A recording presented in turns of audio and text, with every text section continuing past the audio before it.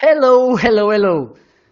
Leadership it's one of the most speaked things, and sometimes it is not that understood. I think there are some misconceptions about leadership. So, if you want to know everything that's important about leadership, stay tuned because I will be back soon with my amazing guest, Tony Alexander. Stay tuned.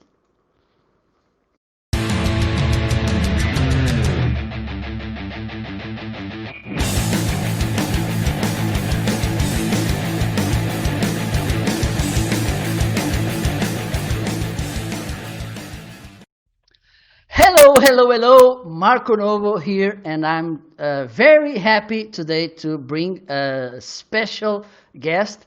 I met Tony a few months ago, and it was kind of connection at first sight. He's an amazing guy, very energized. I don't know if it's the right word. It's very friendly, very nice, and I think I invited him after speaking with him 30 seconds or something. So it's amazing. So if you are there watching, and please, you can share where you are. I'm gonna bring Tony. He's on the basement with with the glass of water and the cookie because my budget on vacations went away. I don't have more than this. So let's bring Tony. Hello, Tony. How are you? I'm doing well, Marco. How about yourself? I'm great. I'm great. Thank you. I love your shirt, by the way. Oh, thank you, sir. Yeah, It, you have to it's represent, right? it's nice to have a shirt with a logo. Mhm. There you go. I see. So, Absolutely. so if you are watching us, please, and now, and you have some questions, please let us know. Join the conversation because it's also what it's all about. This engagement with the conversation. If you are watching the replay, please hashtag replay and put the question. And if you want to make this question to Tony, please tag Tony so you can come and answer you. Okay? So Absolutely. please be our guest and put your questions. Okay? And if you know someone who may be interested in this conversation, you can tag him or her on the comments so he can join us also. Okay? Tony, thank you so much for joining. It's a pleasure. It's an honor to have you here. And I will ask you please to introduce yourself and then we can go to the conversation. Okay? Okay. All right. Well, my name is Tony Alexander. I am the COO of Structure GI Services, which is SGI. Actually built on the name of being in the military, which a GI is actually a soldier. But after evolving into corporate America with the company, I made the GI in intentional services. I spent 10 years in the military, 15 years in corporate America. And with that, I'm just a pretty much humble guy. I love community services, helping out in their community, and I sit on quite an array of nonprofit boards. So I always tell people I'm just your ordinary guy. I have a 20-year-old son that is in Morehouse College, and very proud of him. And I just like my downtime and love to read. So that's who I am in a nutshell. Perfect, perfect. We talked about this off, so I think it's important to start with this because you mentioned that you were a military or you are. I don't know. How do you want to be known and recognized? If you were of if you are. Yeah, so I'm a veteran. So I did 10 years. So military strong is what I tell people. So definitely. It's a great school of leadership, right? It absolutely is. It taught me discipline, structure, and just to be honest, things that I truly didn't have early on in life. And for me, it gave me a sense of direction and being able to take those skills that I learned through the military, actually made me the leader that I am today. And it's hard, honestly, to say, hey, you're a leader, because anyone can say that. But when you know that you've embodied in the things that you've been able to endure, you can turn your hand around, pat yourself on the back, and say, "Hey, I'm a leader." So I wouldn't have traded those 10 years for the world. Absolutely, it's good to this about leadership, because some people say, I think it's one of the biggest myths, if not the biggest, that you are born a leader and you can build that leadership or train that leadership while you're growing and you're living. Is that true? Well, I think we're all born with certain gifts. I wouldn't say leadership is one of them that we're born with, because leadership is something that can be learned and not taught. And there's a difference between learning and being taught. So you learn leadership through the people in whom you're surrounded with. So if you're surrounded with people that are true leaders, then it is possible for you to evolve into a leader. But to go into a classroom and technically try to push a book, let's say, and say, this is leadership, and by the time you finish reading this book, you're going to be a leader, then you're going to find yourself in for a rude awakening, because leadership is just not about having a title. There's different characteristics and aspects of it. So it's about the personality. It's about your integrity. It's about so many things beyond just the title that I'm a leader. So yeah, I mean, we're all birthed, right?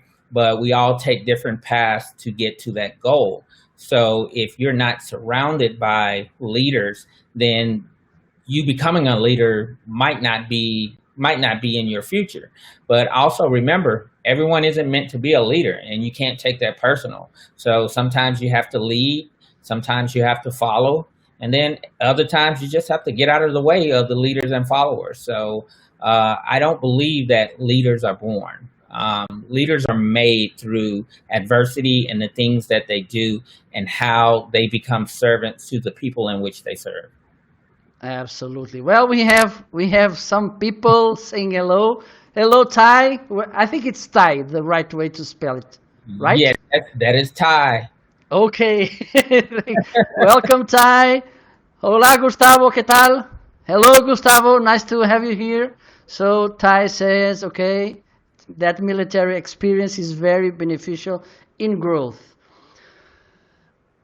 Another thing, Tony, people, and there, I think it's a kind of cause effect. People say that leadership is related to a position, and because of this, if you're not on a role of leadership, you don't have to know about leadership. Okay, let's debunk that myth again, right? Okay, so I can just tell you, in my 15 plus years, I've had people in leadership positions that never should have been in leadership positions, because one, they didn't know how to lead. And I think where we get confused is the difference between being a boss, being a leader, and being a manager. So when you manage processes. When you lead people. So people are often given the title as leaders. And if we look at where society has gone into, let's say, in different retail sectors or those particular areas, they've actually kind of psychologically changed things around. So where their job titles will say store team lead, right? So it's to help that person believe that, okay, I'm a leader, or, whether it's shift team leader or shift lead, right? So it's psychological. So they automatically think that they're a leader. And unfortunately, what happens is they don't have the characteristics or the attributes of a true leader. And we end up as a society setting them up for failure. Again, I'll say, having worked in previous companies, there were people in leadership positions that never should have been there, right? There were no soft skills. There wasn't any ability to be able to connect and relate to people. There was no emotional intelligence. It was all about the numbers. So, you find yourself surrounded by these people, it's easy to become demotivated or discouraged. But if there is a leader within you, which is what I call myself, or kind of my tagline for my business, if there's a leader in you, you're going to notice those particular characteristics, and you're going to seek out a leader that is willing to help you grow along your journey and be intentional about it. But what the biggest thing that you can do is take those characteristics from the person that is the leader, and ensure that when you continue your journey, that you don't take those characteristics and project them on to other people. So just sitting in the corner office does not make you a leader. Title does not make you a leader. I've been on teams, or been with my teams, who people would be in the middle of the hierarchy on the organizational chart, and they were some of the strongest leaders in my organization. It's just unfortunate when you have gatekeepers in these large corporations or organizations, then they become threatened by the fact that this person or this person can do a better job, and they're not realizing that this person is a leader, right? Because a leader knows when they have to manage. A manager does not know when they need to lead, because they've never led. So, debunking that myth. Absolutely. Well, we have more comments coming through. Ty says, absolutely, you may have leadership traits, but you must be developed. And we have Harper here. Hello, Harper. Total agree. Leadership is a learned skill, not a natural skill. Okay, perfect. And Ty, you can be a coercive leader. That type of leader is demotivating.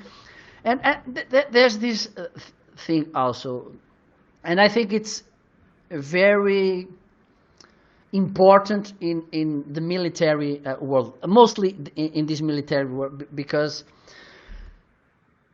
it's not just about the leader, it's about the people who are lead. Because, for instance, if you don't understand as a lead,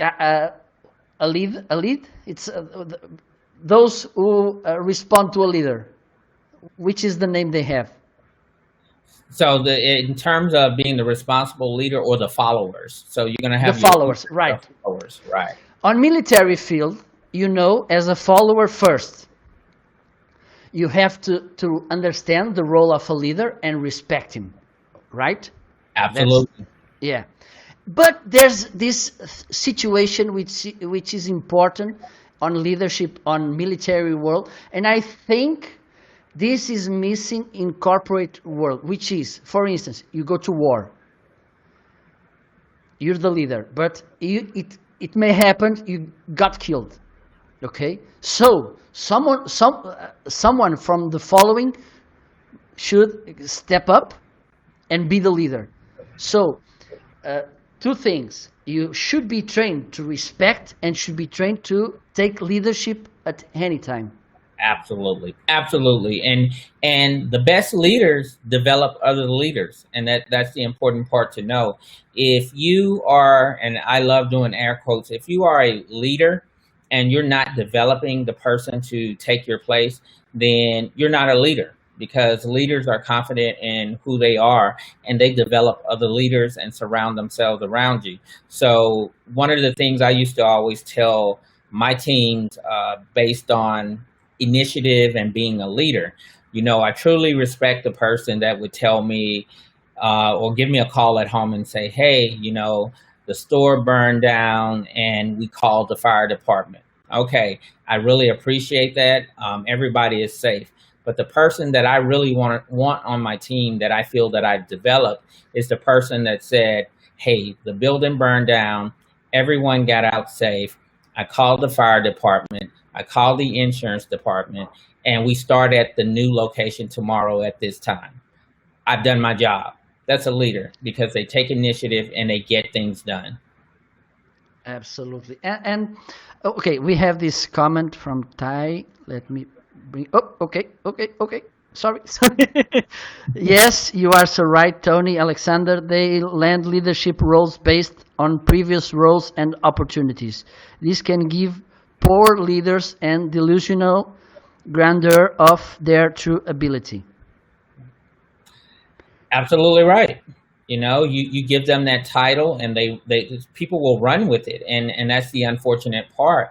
And the people that actually suffer are the followers, because then they're stuck into this bubble or this hole, and they begin to think that this is the proper way to get the results. And you have to be a servant leader. You being in a leadership position means that you are there to serve. You are there to serve your followers. So whatever they need, that's your job as a leader. You're to coach, develop them, grow them, help them reach their aspirations, their goals. And one of the things I always tell my teams, or would tell my teams, I want you to be successful no matter where you go. And in one of my previous careers, I would have regional vice presidents or people looking at me like, are you trying to get people to leave the company? And it's like, no, I just want them to be happy and be the best no matter where they are. And when they do that, and when you do that, they're going to move the world for you because you are a leader. When you're in your dark places or things that happen, they're going to step up because they're able to know and connect with you on an emotional level. Right now, the way things are going in the world and just in general, that if you are not a leader, then you're suffering right now because you don't have the commitment and dedication from the teams in which you should have developed and being able to lead. So right now, the leader and air quotes are just as confused as the followers. So again, it's your job as a leader is to serve the people that you follow and help them get to where they need to go. And of course, in business, not forget, hey, we're working towards a common goal. So there can't be any hidden agendas or motives when doing this. Absolutely. Well, we have Ty saying, yes, you are so right, Tony. They land leadership roles based on previous. Okay, I think I already wrote this next one. Absolutely, the employees are stakeholders. Investing in your stakeholders drives results. This leads me to a quote from Gary Vee, which says, some leaders want to make others to make them shine, and the true leaders work for the others, to the followers, to shine.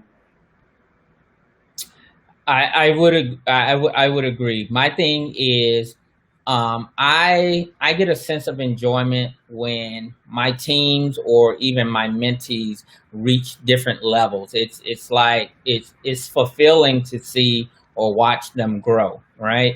So at the end of the day, I don't need my name on a certificate. I don't need my name on a Golden Globe that I'll never get. But I want to be able to say, hey, look what you've accomplished. And when I say you, I'm talking to that employee or that mentee. Look what you did. It's not about what I did. My job is here to, again, to serve you. Because at the end of the day, you're the person, one, let's say it's retail, closest to the customer, right? If you're trying to build a business, I don't want to be able to say, hey, you did all the work, right? I want you to be able to say, look what I did. You got some guidance from me along the way, but at the end of the day, you did this. And then you know that you can take those skills that were developed during this process and this relationship and then pass it on to the next person. And that's what I mean about when I say leaders develop leaders. There's times in there you're gonna get frustrated. You're gonna have disagreements. That's the storming, the performing, the norming, all of those stages. It happens, and there's no time frame on those. But if you are committed to the cause, you're gonna stay there and you're gonna stick it out. As a leader, we see things in people that they don't see in themselves, and so it's up to us to hold on to that vision for them until they can see it. And once we give them the tools and provide them the service, then it's up to them to grab it and use those tools to become the best that they can be and become more leaders to other people. Because as we know right now in society, across this country, we need more leaders. We need more heroes. And we don't need any more celebrities. We don't need any more ABC. We need leaders, people that are willing to step up, stand in front of the crowd, and tell it like it is, and then develop more people. Absolutely. Very, very good. We have another comment. I don't know if I will say this your name the right way. Kevi Hunt. Is it right? Uh, Mitchell? Kiviante. Kiviante. Kivionte. Okay. It's a kind of French spelling. Do you think an organization could harm a great leader to become just a manager? Nice question. How do you stop it? Nice question. Thank you, Kivionte. Absolutely yes. And what that does, what happens when they do that, that becomes, I call it number pushing, right? It's all about the numbers, right? So they can push you to manage processes when you want to lead people. And the best way to combat that in a professional manner would be to slowly show your interest in the HR side, which is, of course, the people side, because the people are the ones that drive the business.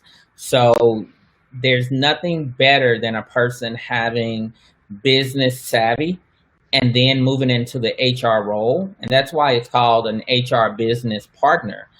Years ago, it was just called HR. But what happened was it was realized that without HR, we can't do anything, right? Because we need people. And one of the things, me being in HR in the past, I would always hear, HR is the only department that comes to the table with their hands out with nothing to offer. And my combat is, well, we gave you 200,000 employees, so I'm not sure how that's nothing to offer. But having that business sense and then knowing how to lead people from an HR perspective is, I'm not going to say every, but is most organizations' dream employee. But you have to be able to sell that to that employer, because what we are finding is a lot of people are still stuck in the old days of thinking HR is just the people that you go to when you have a complaint. They don't think about the payroll. They don't think about the human capital. They don't think about the return on investment around retention and succession planning. So that my way to combat it is to start having those types of conversations and dialogue with your immediate supervisor. Ask for a shadow day with someone in your HR department to see what they do, just to let them know, hey, I'm interested in my own self-development. But don't allow them to pigeonhole you into a management process to where, again, you're dealing with the numbers and those things all day.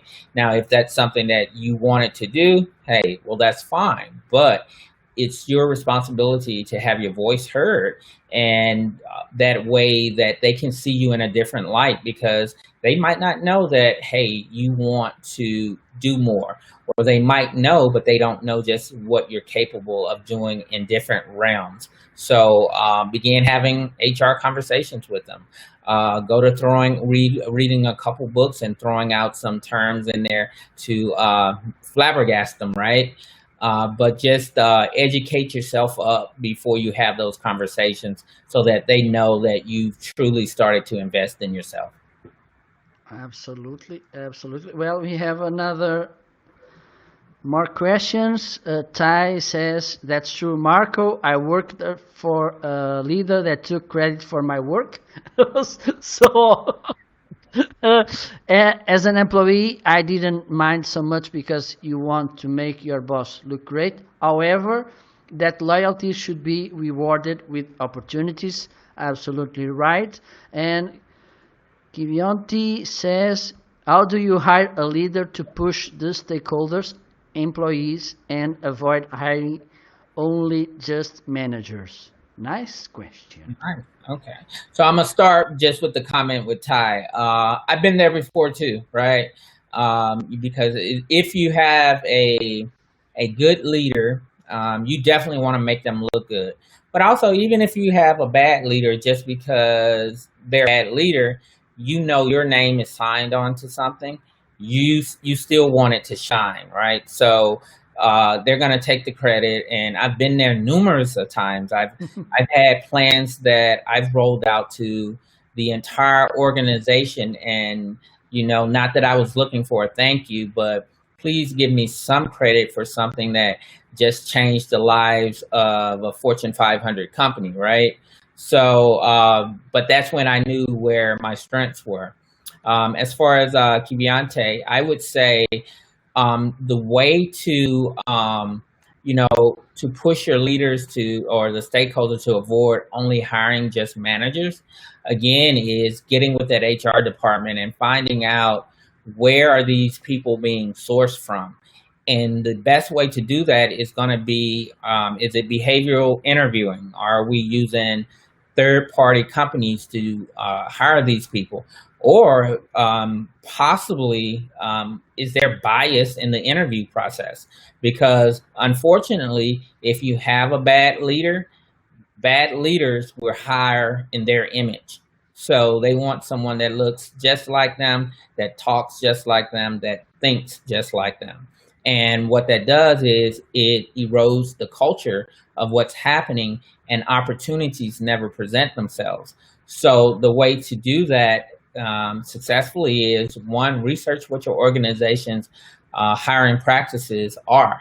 And if you see that there are any biases in there, then you want to find out, okay, how can you implement something? Do you have a D&I, or diversity inclusion leader, or a chief field communications officer, or someone who is willing to have a conversation with you?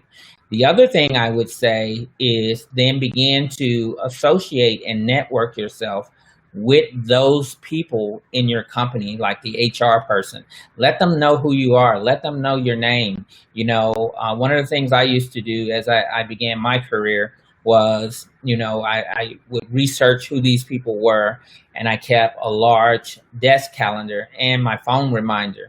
And I would always send them just a hello, how are you doing?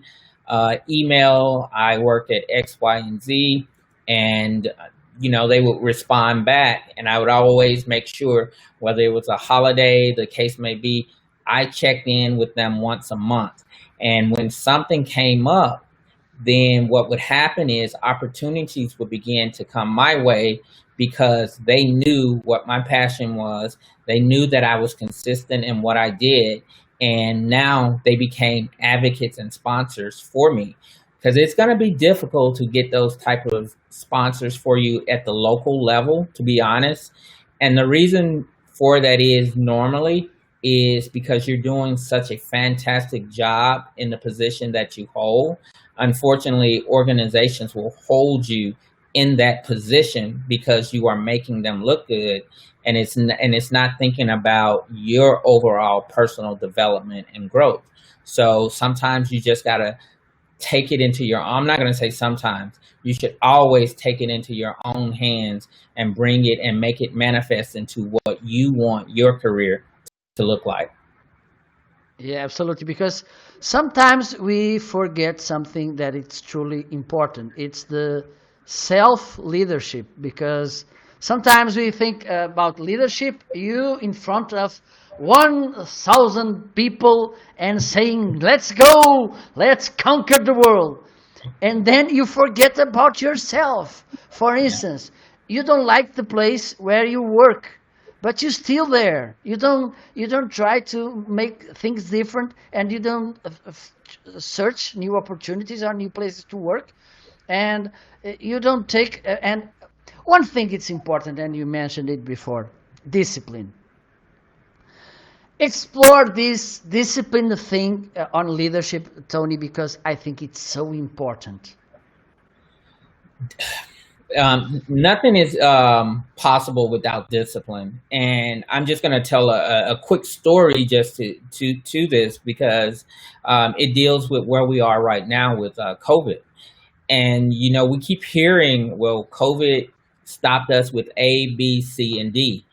And the truth of the matter is, COVID did slow us down, but COVID gave us the opportunity to pivot. This was our opportunity, as you were saying, if we didn't like the job or if we were looking for the opportunities, this was the chance to get that resume updated.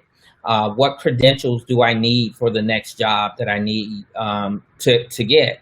And I know a group of phenomenal people that I watched over the last 3 months just form, and it just made me happy that they took their personal growth into their own hands and took these different certifications, and on LinkedIn you saw they all passed. So that was discipline, because just because I can't go to the office today doesn't mean there's nothing that I can't do. Discipline means getting up in the morning even when you don't feel like it, getting dressed even though you don't feel like it. Discipline creates results. So if you're not disciplined enough and you're living off impulse, you're going to be impulsive your whole life. And then the thing with that in the business world, not even just in the business world, but in your personal life, there's not going to be any structure, and there's going to always be room for disruption. So with that, you don't get a clear definition of what it is that you want to do, and then you find yourself bouncing around from thing to thing, and the next thing you know, it's 30 years later and you're looking like, what happened to my life? What did I accomplish? And I don't want to say, hey, I can't say that's what I'm gonna say, but I know that has to be a horrible feeling, to feel like you've been on this planet 30, 40 plus years and your accomplishment was a car. Okay. So and so it's And a big TV set. and a big detail. Yeah. So you have to have, and you have to have more confidence in yourself for the self-discipline. So saying, you got to speak it into existence. And I say this all the time: speak victory over your life.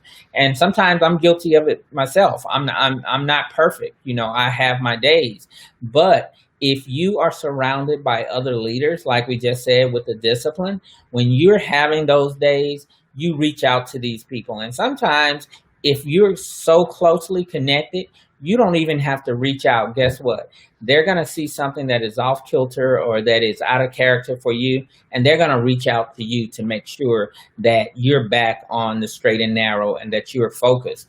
But without discipline, there are no results. And the results that you get without discipline are never really good, to be honest, because you're just all across the place. So for me, with discipline, it's getting up the same time every morning. It's doing laundry the same time every week.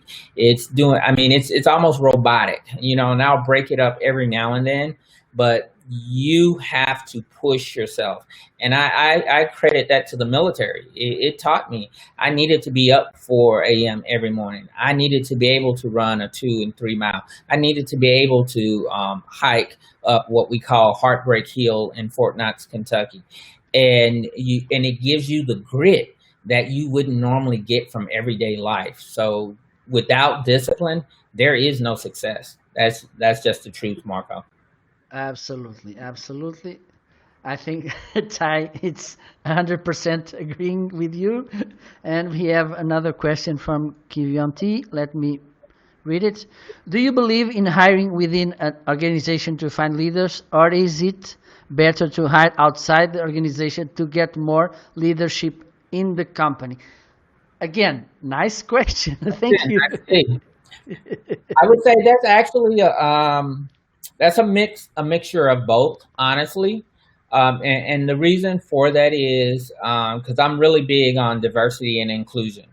And so with hiring from within the company, it just depends on what your D&I looks like. And I don't want everyone to think when we talk about diversity and inclusion that we're just talking about, race, creed, or color. We're talking about the diversity of thought. We're talking about just how you bring different ideas to the table.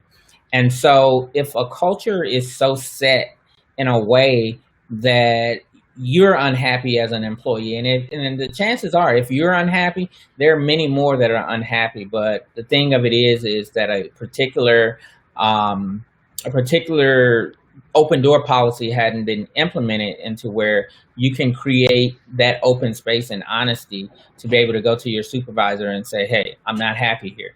So hiring from within the organization, yes, it's a good thing, but it can also be a bad thing. So you also have to think about when we talk about the diversity inclusion, what about the Disabilities Act, right? What about how are we being able to relate with them? And a lot of companies, they forget that.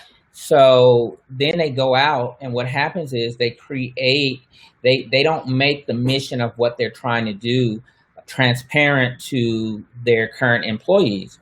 So what happens is when you get the external hires, you create internal conflict.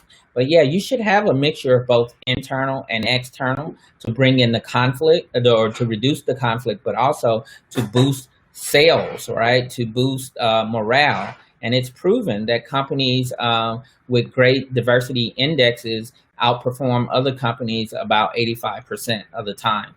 So it's just a matter of what your culture looks like. Now, if you have a company that is constantly promoting from within, again, it's just going to depend on what that company is and what's been happening. And you have to look at the history of the company. So if the history of the company is pretty much all we do is internal hires, then you need to look at who are those internal hires and what are they doing? Is it nepotism that's happening? So is it uncle's, cousin, sister's friend, right? And you have a problem. A godson. Yeah, a godson, right? So it's not that we're hiring internal; we're hiring our best friends, right? And we know how that goes. That really degrades morale. And then me as an internal, how do I expect to be able to grow or to be able to develop? And the next thing I'm going to do is I'm going to go, right? I'm going to leave. And they have no idea why you're leaving. But it's clear to them and right in front of their face. So hope I kind of answered that question for you. Absolutely. Let me bring more comments. Hello, Gospel. Nice to have you here. Welcome. And Ty has another comment. I worked in an industry that exhausted the emotional with no return. It was a transaction. I'm taking responsibility of my personal and professional development. I encourage all of my clients to lead with your own strengths. Never place your career or success in others' hands. Absolutely. You never put your future in someone else's hands. And that's critical that you do that. You take ownership for your future and your development. And if your company is not giving you what you need, then you're right. Then you need to leave, right? But make sure that you have set yourself up professionally and successfully before you leave, right? And, and that's their loss, right? So, as the comment was saying that, hey, I took my development and now I have clients, that tells me that you've reached a level of success. You saw that you were emotionally exhausted at a company that didn't value you. And there's no reason in staying at a corporation that doesn't value what you have. Find one that will value what you have and go from there. So. Absolutely. Well, Kivionti has a question who it resonates with me. It's about me. If I was a 22 years old male or woman trying to get into corporate America, what steps should I take to get the skills of being a leader? Okay. So I would say with that again is then you would have to identify there's 3 different people that you need in your life when trying to navigate through corporate America. So there's mentors, there's 4. There's mentors, there's coaches, there's advocates, and there's sponsors. And they all come at different levels. Now, if you're lucky, you'll get all 4 in one person. So that means they have some pull, they have some power, right? But the thing about that is you want to make sure that you're getting there on your own merits, that you're not getting there based on this person is my mentor. So this is how I got this position, or how I got X, Y, and Z. But I'm just going to throw a plug out there, and it's not shameless, but getting there is LinkedIn, right?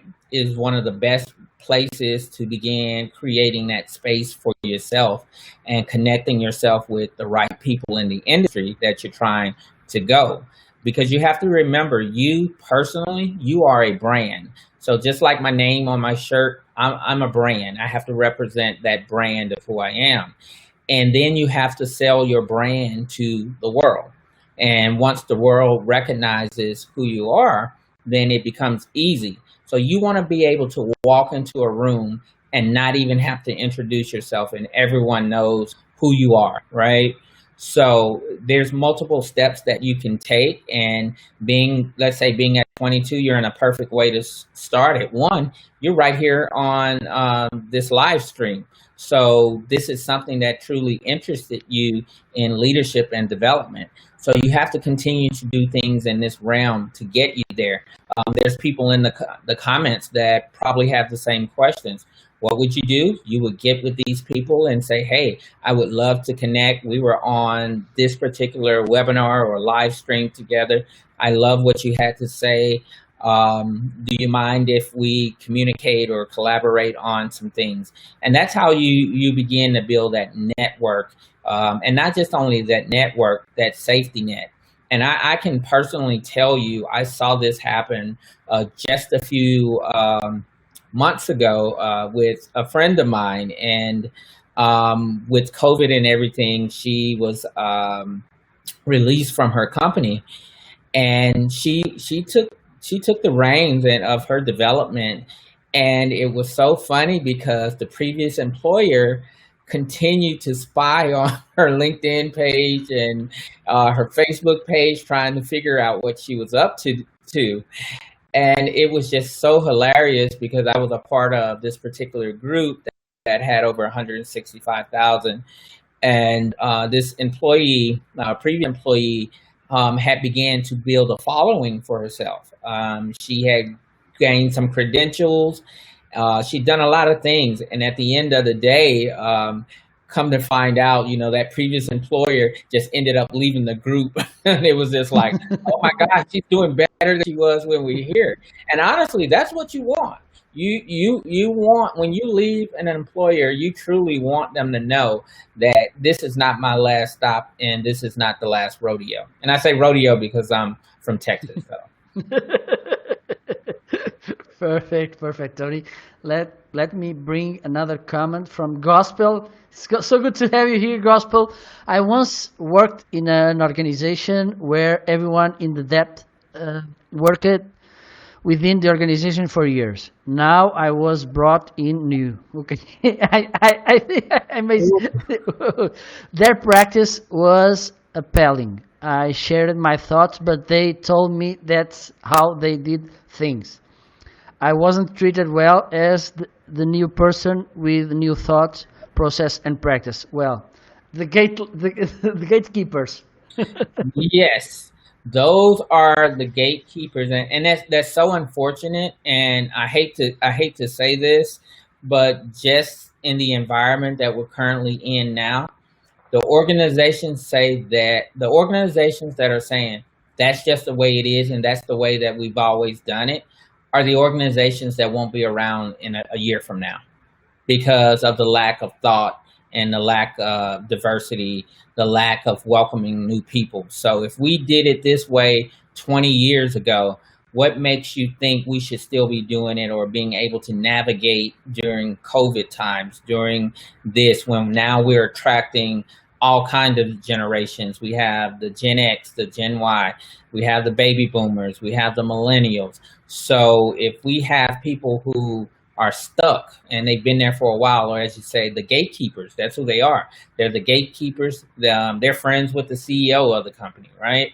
And so they can never do no wrong in their eyes. So the best thing that you can do, one, is of course continue to do your best to shine, continue to show your ideas, right? And with that, begin to build you a plan, whether, and I'm going to say more so outside of the company. Go ahead and get what skills you can inside of that particular company for whatever your next mission is going to be. And I guarantee you, as like the story I told earlier, then they're going to realize, wow, we lost a good one. Because guess what? What's going to happen is with everything once COVID, and I'm not going to say COVID is gone, but what's going to happen is companies are going to have to restructure and relook at how they're spending their money. And let's just be honest, the older employees cost the company the most money based on time off work, insurance, all of these different things. And so the companies that has all of these tenure employees that are dedicated, they're going to find that their payroll can no longer support that, and they're going to wish that they have welcomed your diversity of thought and ideas, because by then you're going to be on to the company who welcomed you in with open arms. So Absolutely. Well, we have this comment from Kivionti. I will leave it here in standby because we will talk about, he's asking for book recommendations. Let me bring this from Gospel. They hired new people and they voiced out my similar concerns. I had to leave because the environment was too mean. And she continues, I later heard that they got retreated using the same practice I was sharing with them. and here's the thing, that's we spoke on that earlier, about companies taking your ideas, and it will happen. And I'll tell you, one again, it happened to me. And one of the things I did, as petty as it might sound, I started trademarking my ideas before I would give them to my supervisor, and I would let them know it was trademarked. Right? You can go to LegalZoom, $25, and get it trademarked, and that's just how bad it gotten. Right? Because we're not doing that. And a year later down the line, you're finding out you have this whole program that you created from scratch that the organization has rolled out across the country. I know what you're talking about. So yeah, so those types of things, and I'm glad that you were able to get out. It's just unfortunate that it had become so hostile that you had to go. But I think for your emotional and mental state, leaving was the best thing. But just take pride and know that you know what you know, and so that you can take those ideas and implement them in an environment that welcomes you and your ideas. Absolutely, it's truly important because I also know something, and because I always I had this situation too. I share with my bosses some ideas, and they okay, yeah, right, and the very next day, the very next week, someone say, oh look, they are thinking about doing this and this, and I say, really? Like they had the idea. But I think okay, it's kind of bad not giving credits and everything. But the question is, Tony, sometimes we have our ideas because we have the background who allowed us to brought these ideas to understand how things will get connected and how to put in practice. But most of the time, this kind of people just got the output without the whole process behind. So I think this lack will make this fall because most of the time they just have the idea without knowing why and how to do it. Right. And maybe it won't work as they thought it works. And I can tell you, you're 1000% true, because a couple of the ideas that I brought to the table, that was implemented once I exited the company, then the whole program fell apart. So, so it's amazing how it worked for almost 3 years while I was still there, and the minute I left, it just completely crumbled. And not that I wish that on anyone, but it was just that while I was there, I was still as a consultant for the program because it was a living document of what was happening within the company. So it was just unfortunate that they didn't spend enough time behind the scenes, which I would have gladly showed them exactly how I was forming things. But for them, hey, sorry it happened that way, but maybe there's a lesson in there to be learned for all of us, and give credit where credit is due. That's the biggest one. Absolutely, absolutely. Well, I think we there's this. I don't know if you have this situation also in America. Maybe here I like to call it the mediocrity mediocrity stare. Mediocrity. Yeah, Yeah. stare. How does it work? Okay, I'm the boss. I want to hire someone to be a manager, for instance. Mhm. I won't hire someone who is smarter than me because he will pass me. Okay, he will trick me or he will cheat me and he will do mean things with me and he will take the company.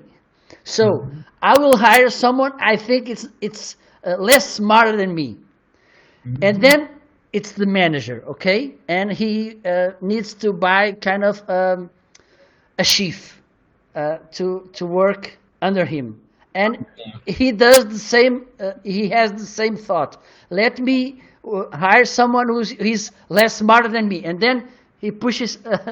So, at the end of the stair, where most of the times are people who are selling, who are dealing with customers, who are producing, the dumb people. Okay, how can this work? It doesn't, and that's where you're finding these organizations now. That's why you're seeing so many mergers, right, and acquisitions, because it doesn't work. People are intimidated by people who they perceive to be more educated than them, to be more knowledgeable than them, to have more of an executive presence than them, to be able to produce more than them. So they settle, or they try to keep this hierarchy and keep you at a certain level. And that's where you, as an individual with your self development, needs to learn how, as we call it, move a different way. So you have to maneuver through the minutia in order to get to where you need to be. And let's just be honest. The business world is very political. Make no mistake, it is very political. So you're going to have to learn how to play the politics to get where you want to get. Now, the one thing I want to say about that, playing the politics, one thing is, for me personally, I will never sacrifice my ethics or my values for a title or a position. But when I say the politics, you find out, okay, this is what's going to take me to get here. So I'm still going to produce there. But once I get to this point, this is what my expectations are. And you have talk with your supervisor. In addition, then look into your company's hiring practices. So why is this particular manager responsible for hiring this manager? Why can't HR do this? Why can't it be behavioral? Why can't we have a third party to do this? So it's just all about, again, how you move within the organization and what that you bring.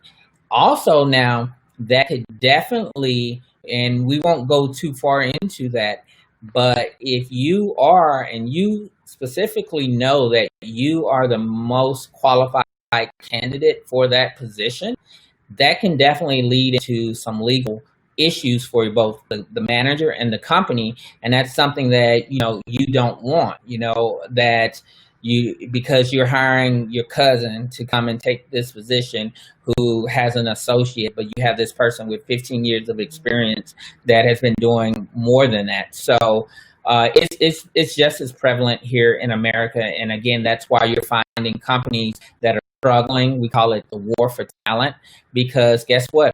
All of their they they're upset. They're tired of being passed over for promotions or positions that they honestly deserve. So they're disengaged or they're actively disengaged. And with that, they're looking for another job, right? So, and they're going to find right now, they're going to find a job that is going to value what they bring. And it's going to, once America opens back, or however we want to look at it, it is going to be, again, the war on talent, because people are going to be moving around like crazy, the ones that did something with this downtime. Absolutely. Ty says, for sure, they know it will expose their inability to produce. And Kivian T has another question. How do you know when you need to leave an organization who isn't helping you grow and develop? Nice question. That's a good one. When it's time to go. And I used to always say, when you're no longer growing, then you should start going, right? So you don't just leave, right? You have to have a backup plan. But when you wake up and it's not like, oh, I got to go to work, because we all do that sometimes. But when it's an everyday thing and you're like, I don't feel like this today, it's not like day one for you anymore. You're not yourself when you're there. You just know it's an internal feeling. And when you get to that point, but here's the key to that: you have to already begin to either build your promotion plan or your exit plan. So when you finally get to that point, you already know exactly what it is that you're going to do. And you continue to politic and just move a different way until you are set and able to get out of that situation. But I can tell you, my last career, I knew when it was time to go. And I planned it 2 years out, and I actually left on the day that I said I was going to leave. So I left on the 15th of July, and that was the day 2 years prior that I said I was going to leave. So you just know. I guess that's the only way to say it. You just truly know. You walk in, your stomach begins to churn, your heart feels heavy, and you're just like, yeah. So, and it happens to us all. So trust me. So best thing to do is not get stuck. Don't let them promise you this if you stay this long. Don't let them dangle the carrot. Begin to show what you produce, but also begin to produce I don't want to call it the side hustle, but go to producing whatever plan that you have on the side to be able to maneuver. So when you're done, you're done. Absolutely right. And there's, I think it's important, and you mentioned before, and I want to bring it back to conversation, which is personal branding, because sometimes I think we may be tempted to forget about working on our personal brand because we are the manager, the C-level on a company, and we forget absolutely to keep working our personal brand because, okay, I'm here, I don't need to work more in this. But if at the end of the week your company goes away, because sometimes you get stuck to the position, and the position doesn't follow us if we leave the company. This is true. And this is where I say you want to be in a position to where you walk in the room and you don't have to introduce yourself. So you want to, let's say that your C-suite comes down to your department, and they're able to say, hey, Tony, hey, I've heard so many great things about you. And you can tell when that's the conversation was just had before they walked into your office or your department, or if that's a conversation that has been had over multiple months on who's producing who. So it's kind of that emotional intelligence that helps you to gather that. But you should always be building your personal brand. So from your email signature to your social media account, because social media is the easiest way to get your personal brand out there now. And make sure that you have a niche on what it is that you do. And always just be a boss. Be a boss about whatever it is that you're going to do. There's nothing wrong with showing your confidence and who you are. But if you become, let's say, SGI Services and no longer Tony, you get lost in the shuffle. And as Marco said, and if your company goes away, your identity goes away, because you've created the identity of SGI Services and not Tony Alexander. So you have to always make sure you are perfect your personal brand on a daily basis. How is it that you get work done? What's the difference between you and your colleague? It can be the way that you dress. It can be the way that you have an executive presence. It can be the way that you facilitate. It can be the way that you engage your employees. It can be all kinds of things, but just make sure it's unique to you. And so when things do happen, then they know, okay, Tony's going to be okay, because he's not SDI Services. He's Tony. So. Perfect. Yeah. I think it's truly important to keep working on this, because things happen and you may fall off the horse, and then you get on the floor looking around like a lost child, and nothing is happening.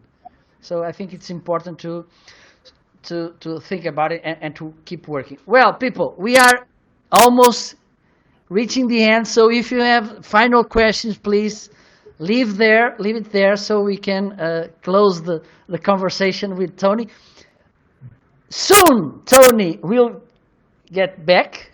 So stay tuned, because in 2 weeks, Tony will get back. Okay. So Okay.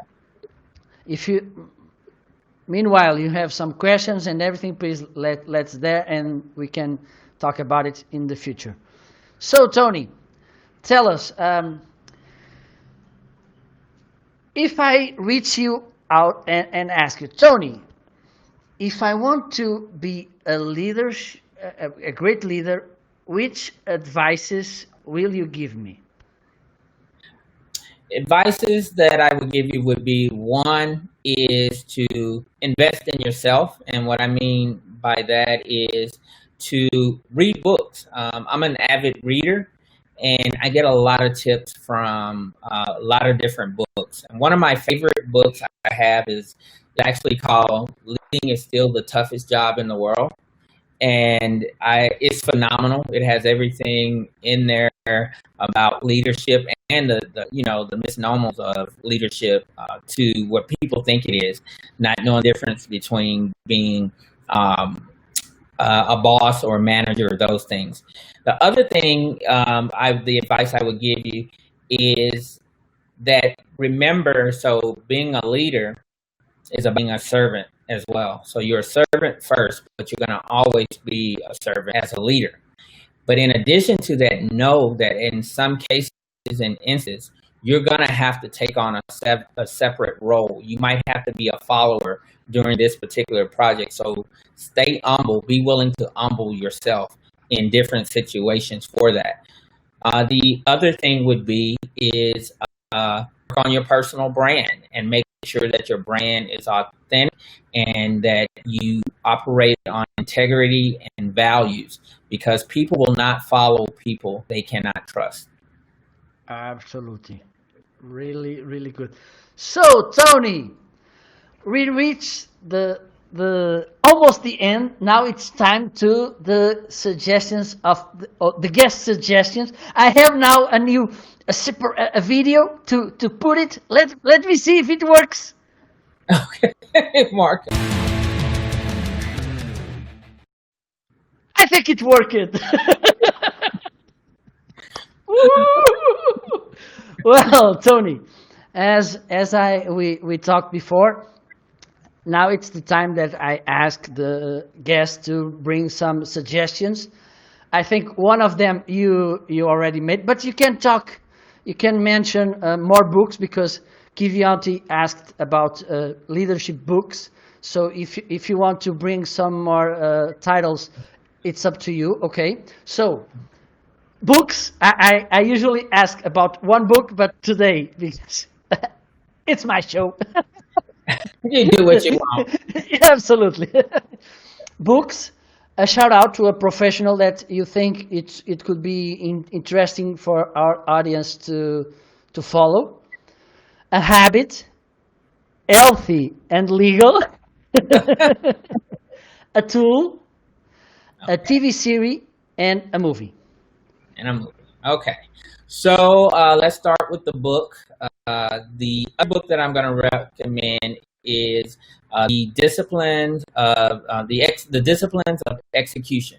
So this is by John Cotter, and it teaches you why it's important to be disciplined in life, and it also relates to business as well. The movie that I will give you, and people are probably going to find it weird, but it's Erin Brockovich. So it's definitely about her being a lawyer and having to learn the different minutiae of being a female attorney and fighting over a large town, and having to realize that even though she had gone to law school, she had to humble herself to be able to to be able to win this case. And it was about becoming a servant leader to the people of the town.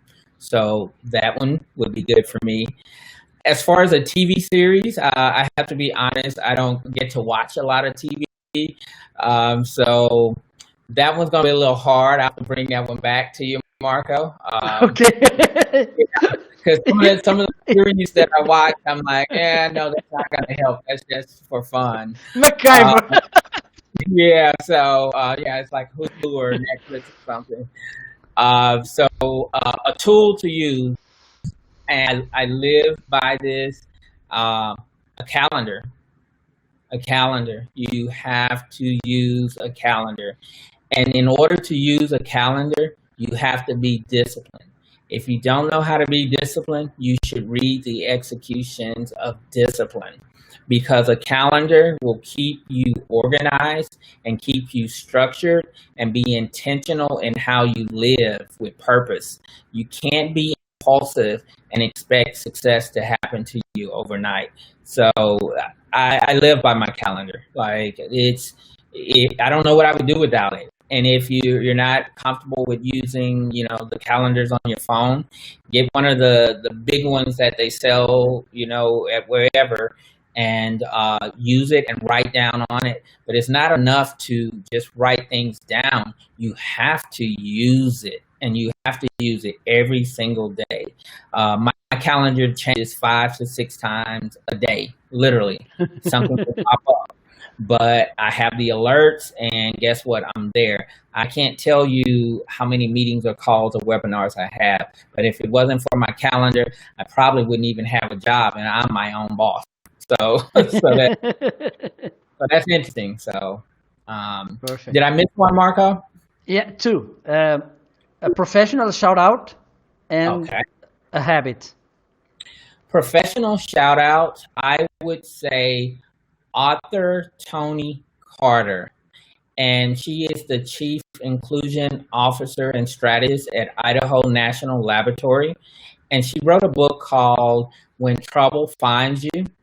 And it talks about how she grew up and changed the narrative of her life to become an advocate for diversity and inclusion. But in addition, her book actually comes with a workbook that teaches you the different things on life and structure, and the things that you should be asking yourself at an early age that she wished that someone had poured into her about. But yeah, author Tony Carter, When Trouble Finds You, is definitely the one. A habit that I find very useful is meditation. So I meditate daily, about 9:30. It pops up on my calendar. Alexa reminds me to meditate. But I also follow Light Watkins, and he's on Facebook. He is phenomenal in doing online meditation classes for free. So a good habit is to just clear your mind. That would definitely and help ease you into the next day. In addition, I'm going to throw one last thing out there, but on my LinkedIn profile or on my LinkedIn as well as Facebook, normally every Monday I will post a chart on how to start your day. Do not start your day with your phone. Do not. Do not start your day looking through your calendar. Do not start with some peace time, maybe some devotion, whatever works for you. But if you wake right up to your phone, then you're glued to it all day. So definitely look for me on my Facebook page, and I'll drop that chart that I drop in every Monday, the 10 steps that I take to start my day every single day, I, unless I'm I, sleeping in. I, I saw it. I saw it. Thank you. Well, you mentioned about LinkedIn and Facebook. How can people find you on internet, Tony? Okay, so on LinkedIn, Tony Alexander should pop up. I believe it or not, it's not many of us there. Not Anthony, just Tony. On Twitter, I'm Agent for Change. So I'm a change agent. That's what I like to do. On Instagram, I'm actually a measured man because my whole life has been measured. So we know what Dr. King says about the measure of a man. So a lot of people don't get that, but I wait until they ask me about it. And on Facebook, I'm SGI Services. So type in SGI Services, bringing humanity back into the workforce, as well as all things business and life. So you can find me on those different outlets. Thank you so much. Thank you to all of you who were commenting and participating in this conversation, who made it so interesting, so more insightful for all of us. Thank you, Tony. It was a pleasure to have you here. We will see again in 2 weeks All right. I'm looking with forward this to it. amazing show. Please stay tuned because it will be an amazing show. So if you are watching now the replay, or if you just popped up right now, you can rewind and see the whole video, which worth a lot. You should to watch it. If you know someone who may like this video, please share with them or just tag them on comments so they can see this, because it will be very helpful. Don't forget to follow also Tony to see what he's posting, and next Monday he will share the chart again so you can be inspired which is good. Okay, so if you're not following me already, please do it right now.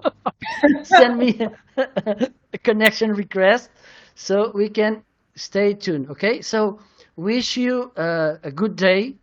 If you are going weekend, have a nice weekend.